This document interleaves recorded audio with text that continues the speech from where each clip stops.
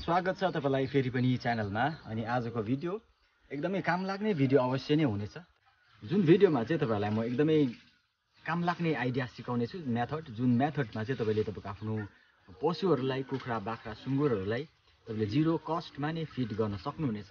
Specially यो dry सिजनमा जहाँनिर हरियो पात पतंगरहरु पाउँदैनौ अनि जुन समयमा हामीले यो फिडिङ मेथडलाई अपनायौं भनेदेखि अवश्य नै तपाईले धेरै लाभ उठाउनु हुनेछ। तपाईको पैसा बाँच्नेछ, साथै तपाईको पाल्तु पशुहरुले पनि राम्रो न्युट्रिसनलाई गेन गर्न सक्नेछ।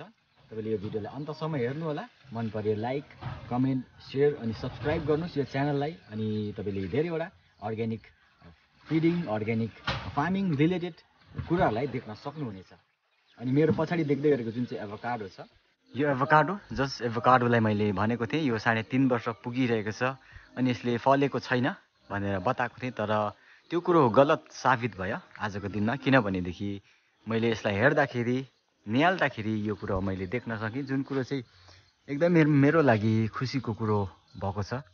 यो पुरानो बोट मरेर गयो, पुरानो बोटले साथ छोडेर गयो, तर यो नयाँ त्यसको बच्चा, त्यसको फलबाट तयार गरेको बोटले भनेदेखि 3.5 वर्षको उमेरमा एकदमै मजाले फुलिरहेको छ, जुन कुरो एकदमै आशा लाग्दो कुरो हो। यस्तै छ फार्मिङ लाइफ, यस्तै छ अर्ग्यानिक फार्मिङ, अर्ग्यानिक एभोकाडोको खेती।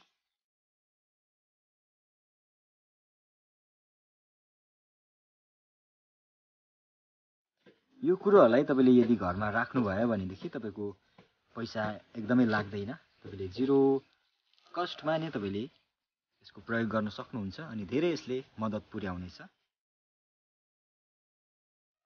अहिले चलिरहेको छ मार्चको महिना अनि यस समयमा पनि यहाँनिर अजोला चाहिँ मैले जोगाएर राखेको छु। अनि यो अजोला चाहिँ यो ड्राई सिजनमा एकदमै काम लाग्दो रहेछ। यो मेरो कुवाको साइज त सानो छ, तर पनि हप्तामा म एक ताल भनेदेखि यो अजोला निकाल्ने गर्दछु। अनि यहाँ सुक्खा समयमा यहाँ हाम्रो भएको सुँगुरहरूले, हाम्रो गाई कुखुराहरूले चाहिँ यो अजोला मजाले खाने गर्दछ। यस्तो छ यो अजोला। तपाईले मजाले कुवा बनाएर राख्नुहोस्। तपाईको ड्राई सिजनमा पनि जनवरी, फेब्रुअरी, मार्चसम्म तपाईले यसलाई मजाले खुवाउन सक्नुहुन्छ। त्यसको बादमा रेनी सिजनमा त यो अजोला मजाले बढिहाल्छ, तर यो ड्राई सिजनमा अलिकति ढिलो बढ्ने गर्दो रहेछ, तर पनि तपाईले यसलाई युज गर्न सक्नुहुन्छ। यस्तो छ अजोला।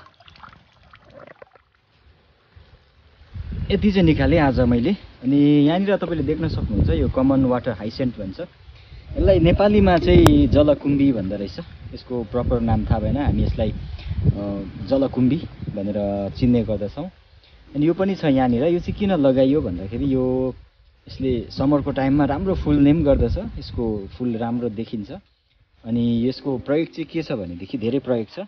मैले जानेको चाहिँ यसलाई हामी हाँस छ घरमा हैन, हाँसलाई हामी खुवाउँछौँ भनेदेखि हाँसले एकदमै मजाले खाने गर्दछ।